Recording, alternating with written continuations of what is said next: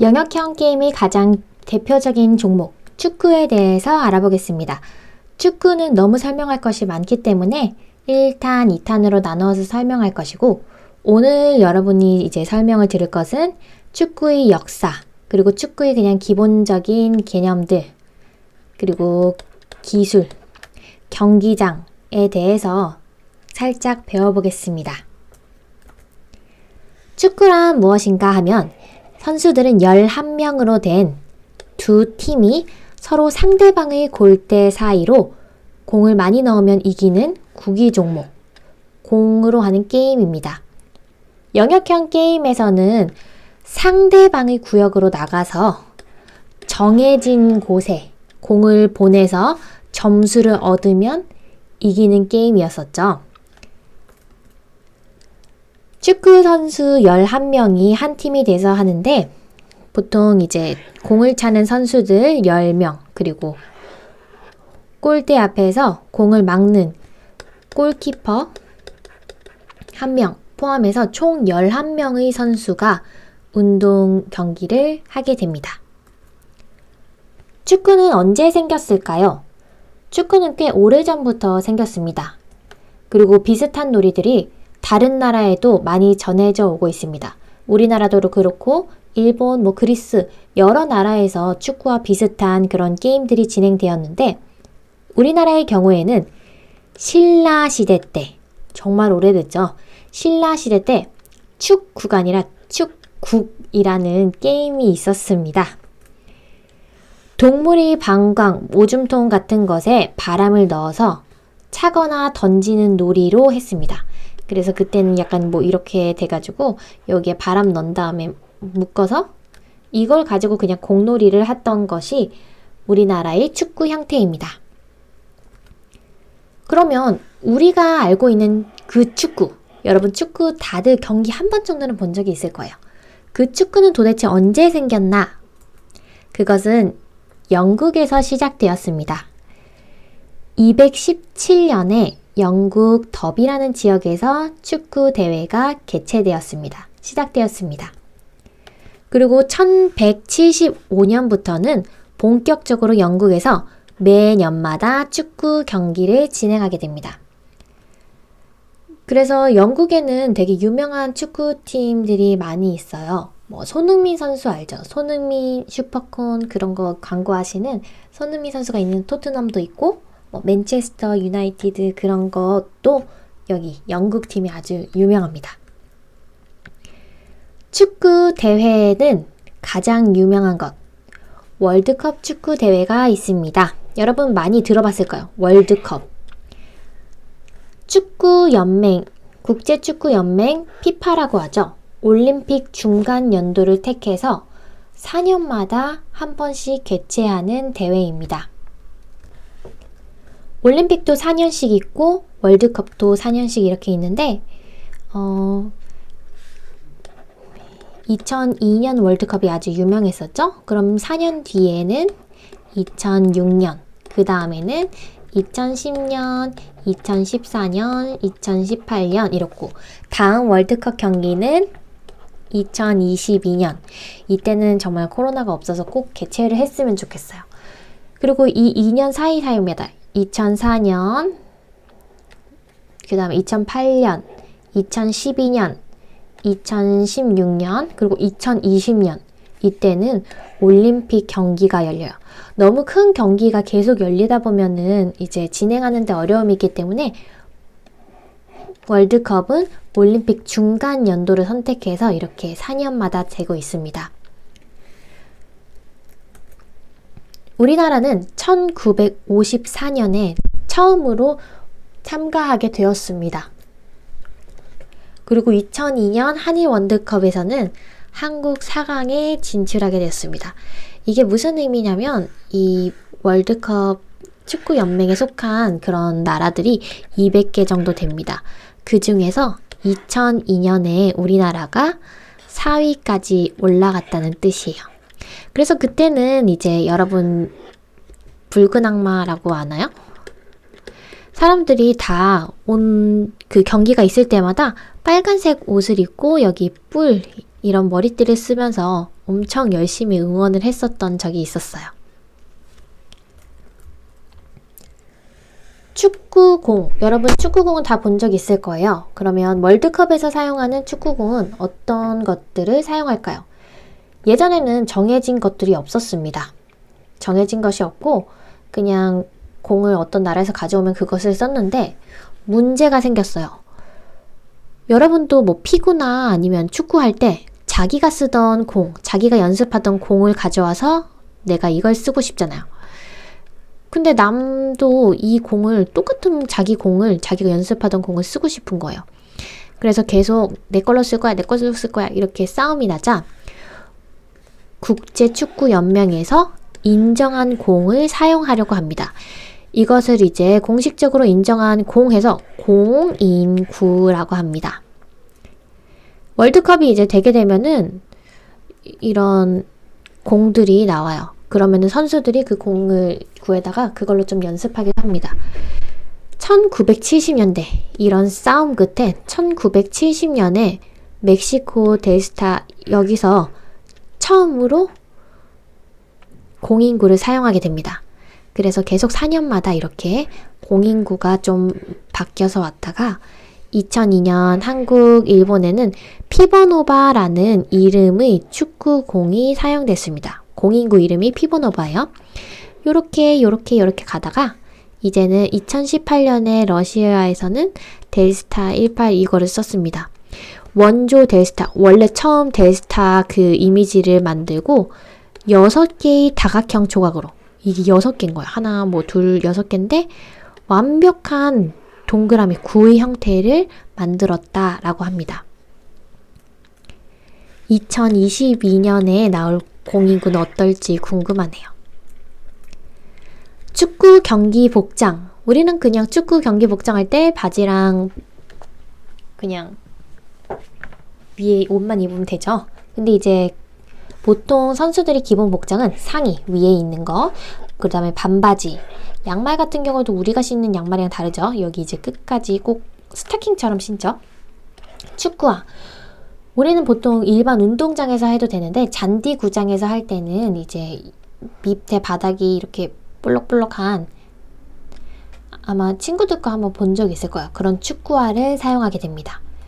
또 여기와 더불어서 정강이 보호대, 부상을 방지하기 위해서 이 양말 사이에 정강이 보호대 같은 것을 끼워 넣는다고 합니다.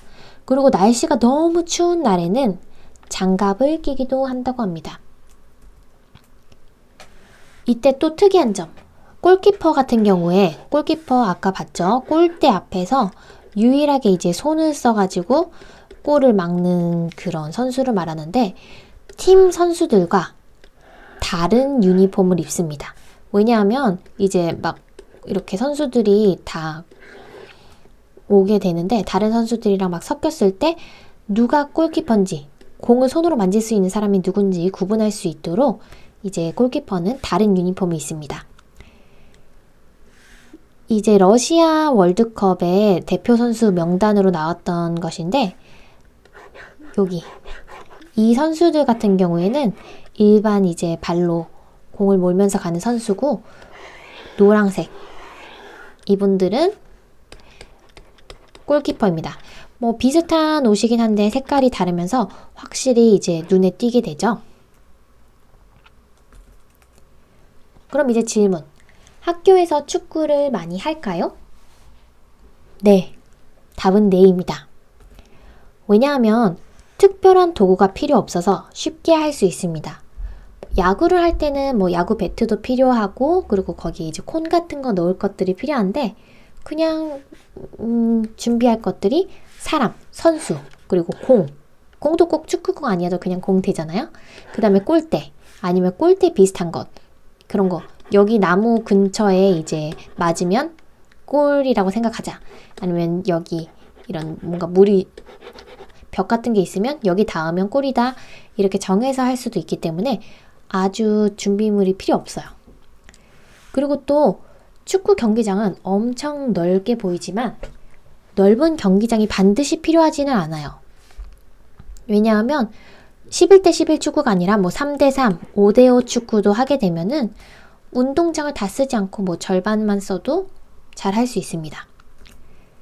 그 다음에 학교 운동장에는 모두 골대가 있어요. 그래서 공만 있으면, 그리고 선수만 있으면 바로 시작할 수 있습니다. 그리고 이제 학교에서 꼭 초등학교, 뭐 중학교 이런 때뿐만이 아니라 대학교에서도 축구 경기를 이제 자주 하고요. 왜냐면 거기도 골대가 있으니까. 그리고 대학교 말고도 군대에서도 공만 있으면 되니까 축구를 많이 한다고 합니다. 자, 학교에서 축구를 많이 하나요? 아니요 라고도 대답할 수 있습니다. 왜냐하면 피구에 비해서 어렵기 때문입니다. 도대체 뭐가 어렵냐면 발로 공을 차기 때문에 기술이 부족합니다. 여러분 손으로 공 던지기는 많이 해봤잖아요. 발로 공 몰면서 간 적 있나요? 선생님도 손으로 공 던지기는 많이 했는데 발로 공 던진 적은, 공 차는 적은 별로 없어요. 그래서 많은 학생들이 발로 공을 차는 그런 연습이 부족하고 기술이 부족하기 때문에 축구를 잘 하지를 못해요. 왜냐하면 공을 몰고 가야 되는데 공 자체를 못 몰고 가니까요. 그리고 또 체력이 부족. 축구장이 이만큼 큰데 넓게 쓰는데 조금만 이렇게 움직이다가는 너무 힘들어요. 그래서 체력이 부족해서 축구 경기가 진행하기가 어려운 점이 있습니다. 또 발로 공도 못 차는데 더 문제는 규칙이 복잡한 것입니다. 영어로 된 규칙이 많아요. 피구에서는 그냥 이거밖에 없잖아요. 라인 넘지 마세요. 선 넘지 마세요. 맞았으니까 아웃이에요. 이 정도 두 가지, 라인, 뭐 아웃 이거밖에 없는데 축구에서는 규칙이 엄청나게 많습니다. 그것도 영어를 알면 조금 더 이해가 하기 쉬운데 영어를 이제 잘 모르고 규칙도 모르고 이러면 정말 어렵습니다. 축구를 정말 본격적으로 알고 많이 알려 그러면 끝이 없어요. 패스, 슛, 드리블, 태클, 트래핑, 스로인 이런 여러 가지 이제 축구에서 쓰이는 용어들. 공포에 질린 얼굴 보이시나요? 이거를 이제 다 알아야 뭐 축구 해설이든 아니면 경기를 할 때 조금 더 원활하게 할 수 있는데 솔직히 축구하기도 힘든데 이거를 어떻게 다 외우겠어요. 그래서 정말 기본이 되는 것, 그런 것들만 이제 여기서는 설명할 예정이고, 그래서 이제 왜 두 개로 나눠서 설명하는지 이해되나요? 오늘 이거 다 안 할 테니까 걱정하지 마세요. 이거는 이제 기본적인 거, 정말 학교에서 축구를 할 때 이거 정도는 알아야 되는데 하는 것 배울 거고, 나중에 축구 영상, 뭐 축구 경기 해설 이런 걸 보면서 하는 것들이, 보면서 배우는 것들이 여러분이 더 쉽게 와닿을 거예요. 그래서 축구 여기서 설명만 듣지 말고 나중에 2탄까지 끝나고 나면은 축구 해설 종종 챙겨보면 좋겠어요. 그럼 이제 본격적으로 아주 간단한 축구에 대한 내용 설명을 하겠습니다. 축구 경기 시간은 전반은 45분, 그리고 휴식 15분, 그 다음에 후반 45분으로 이루어집니다. 여기서 끝나면 좋은데 안 끝나는 경우가 있어요. 뭐 0대 0이거나 1대 1, 동점인 경우, 이때는 경기를 여기서 끝낼 수가 없어요. 그래서 승리하는 팀을 꼭 가려야 되는 경우, 1등이 누군지 2등이 누군지, 아니면 뭐 예선전에서 합격 이제 통과한 사람들이 진짜 본 경기에 나갈 때 그렇게 꼭 가려야 될 경우에는 전반 후반 45분 다 한 다음에 그 다음에 연장전을 하게 됩니다. 연장전은 전반은 15분, 후반 15분으로 이루어집니다. 근데 연장전을 했는데, 연장전 30분 했는데도 안 된다. 그러면 승부차기로 갑니다. 승부차기는 이제 어떻게 하냐면 여기 이렇게 골대가 있잖아요. 그럼 골키퍼가 지키고 있어요. 그럼 선수 중에서, 상대팀 선수 중에서 5명 이렇게 대기를 합니다. 반대편에도 이제 5명 대기하고 있어요. 그러면 여기 이제 지역으로 가서 한 명씩 가서 공을 찹니다. 가까이 가서 이 선수 찼어요. 막았어요. 그럼 0이죠? 이 선수 찼어요. 골 들어갔어요. 1. 이 선수 또 차요. 들어갔어요. 이 선수 찼어요? 안 들어갔어요. 이렇게 계속 번갈아 가면서 승부차기를 합니다. 그래서 5번씩 해서 많이 들어가는 것. 그 팀이 이기게 됩니다. 웬만하면 여기서 끝나면 좋겠죠. 여기는 조금 너무 아쉬울 것 같아요. 이제 축구 기술 간단하게 6가지만 오늘은 여러분이 아는 것도 많을 거예요. 6가지. 첫 번째는 패스. 패스는 많이 들어봤죠? 야, 여기로 패스해 하면서 피구 때 많이 했잖아요. 공을 이리저리 연결하는 것을 패스라고 합니다. 지금 둘이 같은 팀이요. 파랑팀. 공을 이 사람한테 넘기는 것. 이것을 패스라고 합니다. 같은 팀에게 공을 이리저리 연결되도록 공이 여기 연결되고 또 다른 팀에게 연결. 이것들을 다 패스라고 합니다. 너무 쉽죠? 2번째, 이것도 쉬워요. 태클. 태클은 방해하는 거예요. 상대방의 공을 빼앗거나 아니면 상대 선수의 공을 어디 못 가도록 차단하는 것이에요. 이 선수가 이제 아까 공을 받아가지고 연결 패스 받아서 가는데 지금 이 선수가 갑자기 치고 들어오면서 공을 빼앗으려고 합니다. 아니면 이 공이 다른 선수한테 패스하는 것을 막습니다. 이게 태클이에요. 태클은 일상에서도 많이 써요. 야, 태클 걸지 마. 방해하지 마. 이런 뜻으로. 축구에서는 태클. 3번째, 이것도 너무 쉽습니다. 헤딩. 머리로 공을 튕겨서 보내거나 받는 것. 축구에서는 다 쓸 수 있어요. 손이랑 팔만 사용하지 않으면 됩니다. 나머지 이제 여기 부분을 뺀 이 부분, 그리고 이 부분 다 사용할 수 있어요. 이때 이제 머리 영어로 뭐죠? 헤드죠. 헤드로 공을 튕겨서 보내거나 받는 것. 머리로 하는 것은 헤딩입니다. 4번째, 이게 여러분이 처음 들어봤을 수도 있을 거예요. 트래핑이라는 것이에요. 신체 부위를 이용해서 아까 손이랑 팔은 안 된다 그랬죠? 공을 멈추게 하는 거예요. 이건 언제 쓰냐면은 공이 이렇게 이제 상대방이 뭐 패스를 했을 때 아니면 공이 너무 높게 떠가지고 가는 것들을 몸으로 한번 막아서 정지시킨 다음에 그때 이제 자기가 또 차면서 갈 수 있도록 하는 기술입니다. 그래서 무릎으로 이렇게 공이 훅 넘어오는 걸 자기가 차기 좋게 좀 멈추게 하거나 여기도 이렇게 됐죠? 보통 선생님이 많이 본 거는 이 가슴팍으로 들어오는 공을 좀 정지시키는 그런 것들을 많이 봤어요. 5번째, 이거 꼭 알아둬야 됩니다. 나중에 뭐 농구에서도 나오고 그러는데 드리블이라는 것은 공을 몰아가는 것이요. 드리블은 공을 몰아가는 것. 근데 축구는 발로 하잖아요. 그래서 발로 공을 몰아가는 것. 축구에서 드리블은 발로 공 몰아가는 것. 농구에서 드리블은, 농구는 손으로 하니까 손으로 이렇게 공을 탕탕 내려치면서 가는 것. 그게 드리블입니다. 여기 이렇게 공을 몰고 가는 것들을 드리블이라고 하고, 마지막 6번째, 킥입니다. 너무 쉬워요. 그냥 공을 발로 차는 것을 킥. 여기 이렇게 방을 뻥 차는 것을 킥이라고 합니다. 아까 이제 뭐 트래핑, 킥, 그리고 패스, 태클, 헤딩 너무 쉬웠잖아요. 이제 오늘은 경기장 설명만 하고 마무리할 거예요. 왜냐하면 그 다음에 규칙을 또 설명하면은 오늘 머리가 터질 수도 있어요. 여러분이 근데 오늘 배운 것들은 다음 시간에는 여러분이 다 알고 있다고 생각하고 그냥 나갈 거니까 오늘 배운 내용 꼭 기억해야 돼요. 경기장, 축구 경기장은 아주 넓어요. 가로 105m. 여러분 보통 체육 시간에 달리기, 50m 달리기에서 이제 계주 선수 뽑고 그렇게 기록을 내는데 그거 2배라고 생각하면 돼요. 내가 2학년, 뭐 1학년 이럴 때 달리기 초 잰 거? 그 2배 거리. 너비.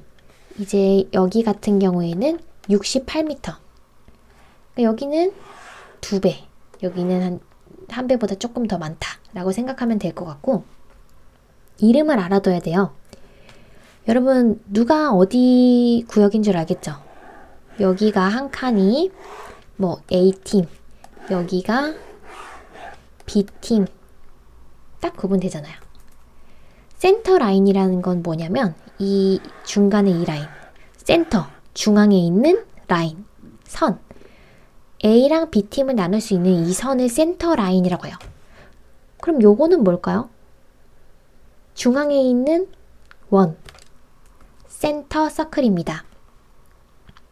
센터 서클 여기 중앙에 있는 이것을 센터 스팟이라고 하는데, 여기에 보통 축구를 시작할 때 공을 두고 여기서 선수가 킥을 합니다. 처음에 이렇게 공을 첫 시작으로 차는 것을 킥 오프라고 하는데, 만약에 B팀 선수가 여기서 공을 차게 되잖아요.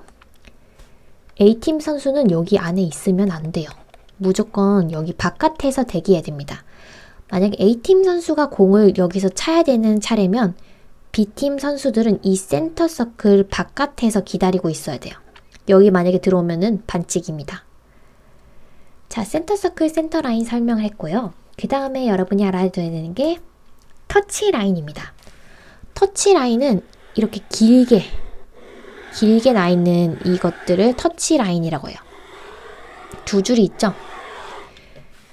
이 터치 라인은 무슨 의미냐면, 여러분 공이 막 이렇게 가다가 공이 바깥으로 굴러 나갈 때가 있잖아요. 그럼 계속 공을 따라서 이제 발로 차려고 가는 게 아니라 여기서 멈춰요. 만약에 여기에 B팀 선수가 공을 맞아서 딱 뻥 찼는데 터치 라인을 넘어갔다. 그러면 B팀 선수가 넘긴 거잖아요. A팀 선수가 이 넘겨진 자리에서 공을 이 안으로 던집니다. 그것을 이제 내 다음 시간에 배울 건데, throw-in, 그냥 throw가 던지다, in은 안으로, throw-in이라고 합니다. 이때는 이제 던질 때는 발로 던지는 게 아니라 머리 위로 이렇게 손 올려서 공을 뻥 이렇게 던져요.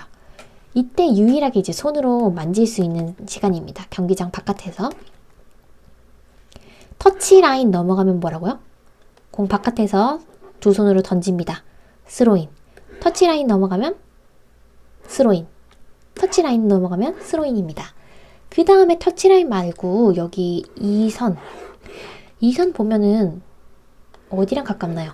골대랑 가깝죠? 골대랑 가까운 선 뭐라고 할까요? 골라인입니다. 골라인 같은 경우에는 이제 여기 있는데, 이 골라인을 넘어서 여기 탁 튕기면 그때 이제 골입니다. 그래서 골라인이고, 만약에 이제 여기 이것도 골라인인 까닭은 이렇게 공이 아까 터치라인 넘어가면 스로인 해서 들어간다 그랬잖아요. 만약에 골라인을 넘어갔으면 B팀이 잘못으로 이렇게 여기로 넘어갔다. 그러면 여기서 A팀이 공을 여기서 뻥 차줍니다. 이걸 코너킥이라고 해요. 나중에 또 배울 겁니다. 그래서 여러분이 알아둬야 되는 건 터치라인 넘어가면 스로인, 그냥 골라인 있다 정도만 생각하면 되고, 아까 여기 골라인이었잖아요. 골라인 근처에 구역이 있습니다. 이것을 골 에어리어라고 합니다. 골라인 근처에 있는 구역은 골 에어리어. 만약에 이제 공이 이제 이렇게 골라인을 넘어갔잖아요. 아까 여기 A팀 구역이에요. A팀 구역인데 A팀이 툭 넘겨가지고 골라인을 넘어가면 B팀이 여기서 코너킥을 한다 그랬어요. 근데 만약에 A팀 잘못이 아니라 B팀 잘못으로 골라인 공을 넘어갔어요. 그러면 이 공을 어디서 시작하냐면 여기 골 에어리어 안에서 A팀 선수가 공을 차게 됩니다. 아니면 골키퍼가 찰 수도 있고 던질 수도 있고요. 그게 골 에어리어예요.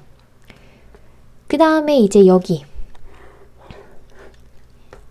페널티 에어리어입니다. 어떤 친구들은 페널티킥이라고 생각할 수도 있어요. 맞아요. 여기는 다음에 설명할 텐데 이 구간 안에서 반칙을 저지르면 페널티킥을 얻어낼 수 있어요. 골키퍼 앞에서 1대1로 이렇게 공을 찰 수 있는 공격권인데 다음에 설명해 주겠습니다. 자, 그럼 여기서 하나 더. 아까 축구 기술 마지막으로 킥 배웠잖아요. 골 에어리어에서 킥을 한다. 골 에어리어에서 킥을 한다. 그러면 뭘까요? 두 글자로 골킥입니다. 엄청 쉽죠? 그 다음에 페널티 에어리어에서 킥한다. 그러면 페널티 킥입니다. 오늘은 여기까지 하는데 여러분 꼭 기억해야 될 거. 축구 역사도 기억하면 좋고요. 축구 그 아까 기술 6가지 그 단어들 꼭 외워야 되고 이제 다음 시간에는 이거 다 안다고 생각하고 설명할 거니까 센터라인, 센터서클, 터치라인 넘어가면 스로인, 골라인, 페널티 에어리어, 골 에어리어 이것까지 꼭 기억해 두세요.